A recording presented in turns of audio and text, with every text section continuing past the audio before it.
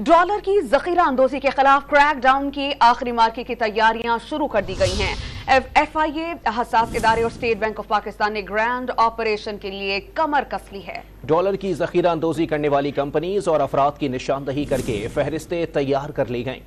मजीद जानते हैं don news के नुमाइंदे सैयद वसीम से। वसीम, बताइएगा डॉलर की कदर में मजीद कमी के लिए कौन से बड़े इकदाम की तैयारी की जा रही है?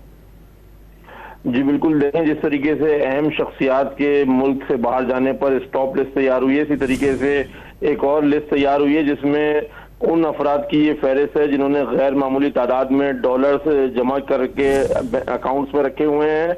उसकी लिस्ट जो है वो ज़राए FIA में बताते हैं कि तैयार कर ली गई है और डॉलर रिकवरी में जदीद टेक्नोलॉजी का इस्तेमाल करके बैंक लॉकर को स्कैन किया जाएगा और उससे ये पता लगाया जाएगा कि कितने बड़ी तादाद में जो है वो डॉलर्स मुख्तलिफ बैंक्स के अंदर और मुख्तलिफ अकाउंट के अंदर मौजूद हैं। FIA और हसास इदारों को डॉलर के क्रैकडाउन से डॉलर की कदर में बड़ी कमी का यकीन है, जिसके बुनियाद पर FIA, हसास इदारे और स्टेट बैंक ने ग्रैंड ऑपरेशन के लिए कमर कस ली है।